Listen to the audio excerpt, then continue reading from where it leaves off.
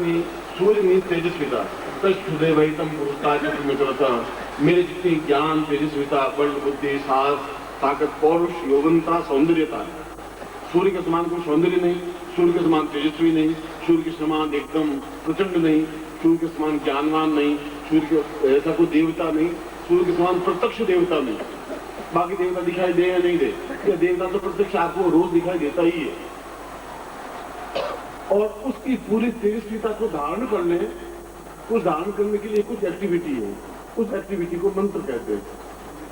और वो मंत्र जहां तक सबसे बोलो तो शायद पृथ्वी पर 3 या 4 लोगों को ज्ञात होता है कि उसकी तेजस्विता को स्वीकार कर सके, ग्रहण कर सके और फिर बांट सके। यह तो शायद 1-2 लोगों को मालूम होगा, बहुत लोगों को मालूम होगा भी नहीं, संभव ही नहीं है, मालूम ही नहीं क्या होता है। इसलिए उसकी पूरी तेजस्विता को आप में बांटने के लिए मैंने आपको बुलाया है, बाकी आपसे मेरा और कोई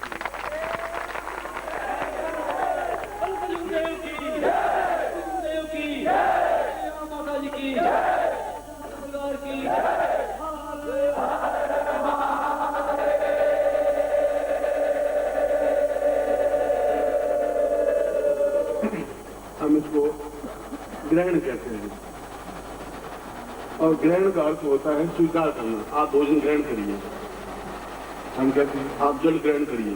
तो ग्रहण शब्द तो बहुत ज्यादा मधुर है कि आप पुष्पों का हार ग्रहण करिए, देवता हे गुरुदेव आप मेरे फूलों का हार ग्रहण करिए, स्वीकार करिए। तो ग्रहण अपने आप में गंदा शब्द नहीं है। ग्रहण का अर्थ है कि वह सबको दे रहा है, आपने मूर्खता है, ये आपके पास ऐसे गुरु नहीं है, ये आपका दुर्भाग्य है कि आप घर में बैठे हुए हैं और ऐसे गुरु रहे भी नहीं है। बिल्कुल दो टूक कहता हूँ कि जो उसकी तेजस्विता को प्राप्त कर सके, पहले अपने ऊपर झेल सके और फिर बांट सके। सीधा तो बांट नहीं सकता कोई चीज, जब मैं झेलूंगा तो फिर बांटूंगा। वो झेलने की, सूर्य की पूरी तेजस्विता झेलने के लिए उस सूर्य से भी ज्यादा प्रचंडता चाहिए सीने में, तब वो झेल सकता है। हर एक आदमी झेलने की क्षमता नहीं हो पाती। अब कृष्ण कह रहा है कि मैं सूर्य से भी ज्यादा तेजस्वान हूं, क्योंकि सूर्य मेरे अंदर से प्रकाशवान कर देता हूं। तो कृष्ण को घमंड नहीं कर रहा है, कृष्ण बता रहा है मैं क्या चीज हूं। गीता में जो कुछ कृष्ण ने कहा है कि मैं ये हूं, मैं ये हूं, ये सब घमंड नहीं। तो राम कहते थे कि मर्यादा पुरुषोत्तम हूं और मैं अपने आप में 1000 वर्षों के बाद पैदा हुआ हूं, मैं राम हूं। और विश्वामित्र कह रहे राम जैसे तो पैदा नहीं हो सकता। तो बहुत ही घमंड नहीं था, ये गर्व था। और उस ग्रहण के अवसर पर, इस समय भी हम ग्रहण के अवसर पर उसको ले रहे हैं, धीरे धीरे वह अपनी रश्मियों को प्रदान करता जा रहा है। इस समय मैं तो चाहता हूँ 100 प्रयोग संपन्न करवा दूँ। आप तो 1-2 की बात करते हैं, मैं तो कहता हूँ कि प्रयोग समाप्त करूँ ही नहीं, उतना सब कुछ दे दूँ, उसके बाद आपको किसी के सामने हाथ पसारने की जरूरत ही नहीं है। आपका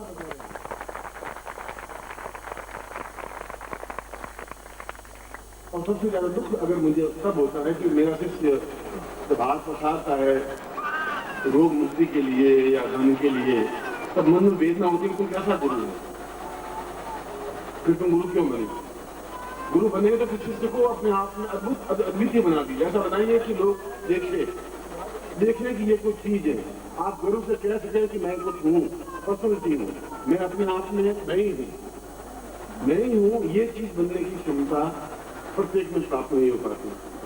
इसीलिए इस ग्रहण काल में मैं उन प्रयोगों को संपन्न करवा रहा हूँ। मुझे प्रयोग तो बहुत ऊंचे स्तर के प्रयोग संपन्न करवाने चाहिए और करवाए, नवरात्रि में भी संपन्न करवाए हैं।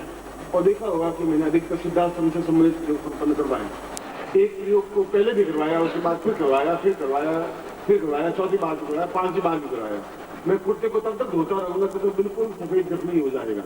आपका हृदय, आपका शरीर, आपका इतना मेल भरा हुआ है, इतने जन्मों के पास है, आपकी पत्नी का पाप आपके पास है, आपके पुत्रों का है, आपके परिवार का है, आपके संबंधियों का है, पिछले जीवन का है, ये सब पाप है, सब आप भुगत रहे हैं, रोग से, ऋण से, कष्ट से, पीड़ा से। और मैं हर बार उसमें से काफी कुछ कम करने की कोशिश करता हूँ। उतनी हो पाती है जितनी आप मुझे श्रद्धा रखते हैं। कम श्रद्धा रखते हैं कम हो पाती है, ज्यादा श्रद्धा रखते हैं तो ज्यादा हो पाती है। जब गुरु तुमसे मिल गए और फिर तुम अलग जिंदा रह गए तो तुम शिष्य बन भी नहीं सकते, कुछ नहीं हो सकता। शिष्य गुरु से अलग हो ही नहीं सकता। एक सिक्के को दो टुकड़े नहीं कर सकते। एक सिक्के का पृष्ठभूमि है, एक सिक्के का अग्रिम भूमि भी है। एक सिक्के के दो टुकड़े, ये पिछला भाग, ये अगला भाग, दो अलग अलग हिस्से नहीं हो सकते। इसलिए गुरु का शब्द अलग अलग बन भी नहीं सकता। गुरु ने कहा से रुक गया, वो शिष्य नहीं बन सकता। फिर भी मैं आप ग्रस्त हैं, मैंने श्रीनाथ जी ने देखा है, उन शिष्यों को देखा है, उनकी आतुरता देखी है, उनकी प्रसन्नता देखी है, उनका वेग देखा है, उन सन्यासियों को देखा है। समाज कुछ नहीं करता है, आप डरते हैं समाज से, समाज आपसे मिलकर बनता है। समाज आपको क्या बिगाड़ देगा, क्या सुधार दिया, अब तक आपको क्या दे दिया समाज को जो आप डर रहे हैं, क्या कहते हैं? समाज का मतलब है जो आज है वो हमारा है, उसको समाज कहते हैं। जो आज कर लिया वो समाज है, जो कर लिया तो कर लिया, देखा जाएगा समाज का नाम कर लेना, निकाल दो घर से निकाल दो। आज हिंदुस्तान से बाहर निकाल नहीं सकते, फांसी दे नहीं सकते, किसी की चिंता ही नहीं है, कोई बात नहीं। दो बात है, कोई नर्सिंग राज भी नहीं कर सकते।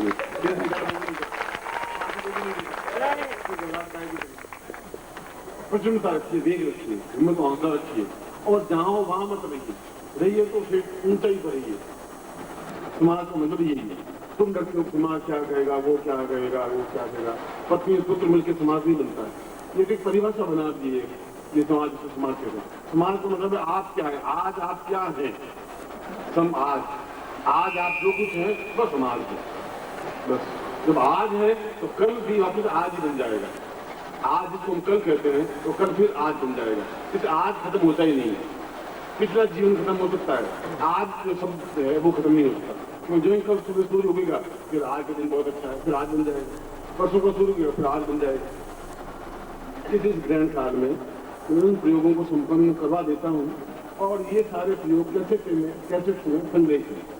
मैं चाहता हूँ कि कैसे बने, मन की इच्छा तो है, मगर या तो गुरु की इच्छा नहीं है, या कुछ संकेत नहीं है, या मगर जरूर कुछ होगा। वो जो कुछ कर रहा होगा कुछ अच्छा ही कर रहा होगा, क्योंकि इतनी उच्च कोटि की विद्याएं अगर लोप हो जाएंगी तो उसके बाद में भारतवर्ष जैसी कोई चीज नहीं रह पाएगी। एक जिसको डांस रह जाएगा, और ऐसे घटिया जीवन में हम एडजस्ट नहीं हो पाएंगे। और आने वाली पीढ़ी जिसको मिकी शताब्दी कहते हैं, तो निश्चित रूप से जब आज उस वैज्ञानिक सिखा रहे हैं कि अभी आज आपने पढ़ा हो न्यूयॉर्क टाइम्स, उस न्यूयॉर्क टाइम्स में कहता है कि हमने यहाँ पर हिंदुओं की मूर्तियां देखी हैं और वो नेत्र फड़फड़ा रहे हैं। We don't image how it possible. हम आश्चर्यचकित हैं कि आंखें कैसे फड़फड़ा रहे। तुम सोचा कोई स्विच लगा होगा, कोई मशीन लगी होगी, क्या लगा होगा, मगर कोई मशीन लगी नहीं है। मगर आज न्यूयॉर्क टाइम्स से पढ़े तो 80 पेज का आता है, कुछ बात पढ़ा, और न्यूयॉर्क टाइम्स में ये लिखा है, हेडलाइन है, हिंदुओं की जो मूर्तियां हैं, हिंदुओं के घरों में आंखें फड़फड़ाती हैं, वैज्ञानिक जाके देखी है और देख के बाहर आंखें फड़फड़ाते हैं, और वे मूर्ति पीतल की है, तांबे की है, लोहे की है। We can't image, it is not a science, I can't understand. हम समझ नहीं पा रहे हैं क्या हो रहा है। तो मैं ये कह रहा हूँ कि सिद्धार्थ इस बात को सुन गया है कि विज्ञान को समझा देना है कि विज्ञान नहीं समझ सकता कि ज्ञान क्या चीज है।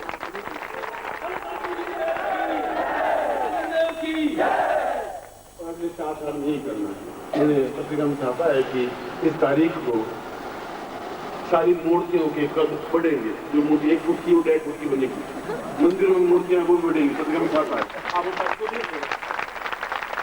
तो विज्ञान क्या जवाब देगा, सब ज्ञान का क्या जवाब होगा, विज्ञान कहाँ खड़ा होगा, विज्ञान हमारे पास कहाँ प्रसंग आएगा।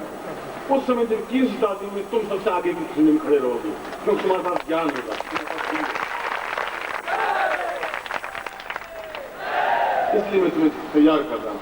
तुम्हें तैयार करने के पीछे मकसद मेरा ये है, जब विज्ञान बोलना हो जाए, जब विज्ञान को समझ नहीं आए, जब न्यूयॉर्क टाइम्स जैसा ये कहे कि कांट इमेज वी अंडरस्टैंड, हम समझ नहीं पा रहे क्या हो रहा है, तो तुम 4 साल बाद तो सिद्धार्थ उस जगह तुम लोगों को खड़ा कर देगा तो विज्ञान हाथ जोड़ देगा कि हम नहीं समझ पा रहे, सारे केवल आपके चरणों में झुक के सीखने की कोशिश करेंगे। ये मेरी बात, ये बात भी याद रखना। और आप लोग इसलिए होंगे, आप मेरे शिष्य हैं, और इस बात का मुझे गर्व है, इस बात का मुझे फख्र है, इस बात के मुझे स्वाभिमान है कि आप मेरे शिष्य हैं। मैं आपको सिखा रहा हूँ और उन क्षणों में बुढ़ा रहा हूँ जहाँ मुझे आपको बुढ़ाना चाहिए, और मैं वह ज्ञान व चेतना इस कागजों पर, पृथ्वी पर, आपके हृदयों पर जीवित जागृत व्यक्तित्व को तैयार कर दूँ ऐसा इच्छा, ऐसी इमेज रहती है। इसलिए हर बार मैं तो सोचता हूँ कि छोड़ दूंगा सब कुछ अभी ये, क्योंकि अपना खुद का स्वाध्याय लेखन बहुत हो चुका है, बहुत कर चुका है। संन्यास जीवन को भी बहुत देख चुका, गृहस्थ जीवन को भी बहुत ऊंचाई पर देख चुका। इससे ऊंचाई गृहस्थ जीवन की नहीं बन सकती, वहां तक पहुंच चुका। इससे ऊंचे संन्यास जीवन की भी नहीं पहुंच सकती। आज के संन्यासी जीवन को यदि आप कहें कि मैं निखिल स्वामी का शिष्य हूँ, अगर इतना कह दें तो ऊंचे से ऊंचे योगी भी आपके चरण पकड़ के आंसू से भिगो देगा, आपके चरण भिगो देगा।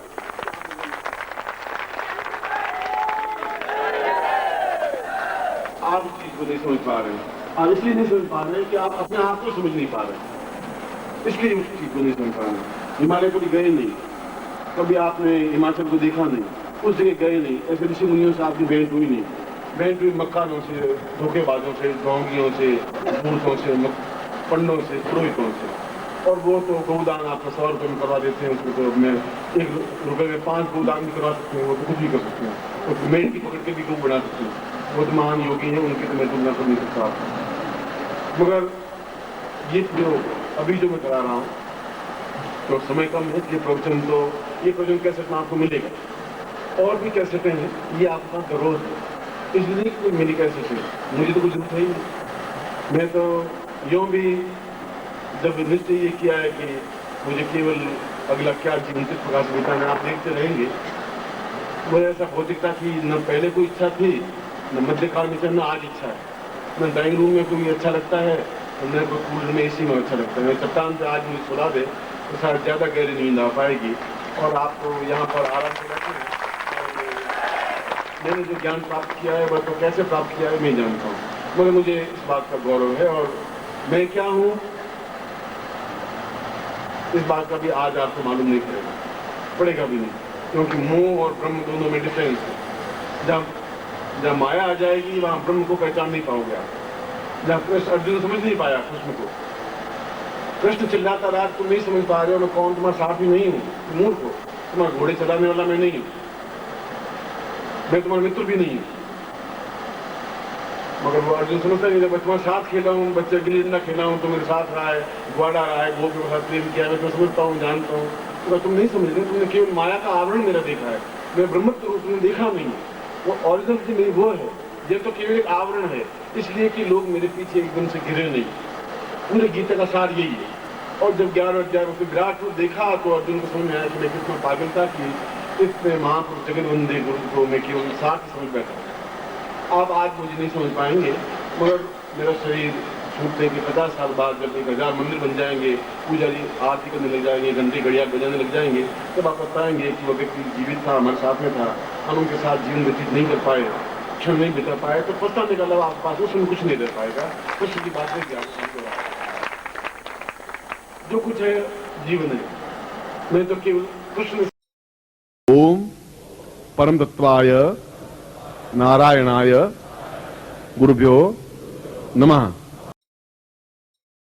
ओम ह्रीं मम प्राण देह रोम प्रतिरोम चैतन्य जाग्रय ह्रीं ओम नमः। ओम भूर्भुवः स्वः तत्सवितुर्वरेण्यं भर्गो देवस्य धीमहि धियो यो नः प्रचोदयात्।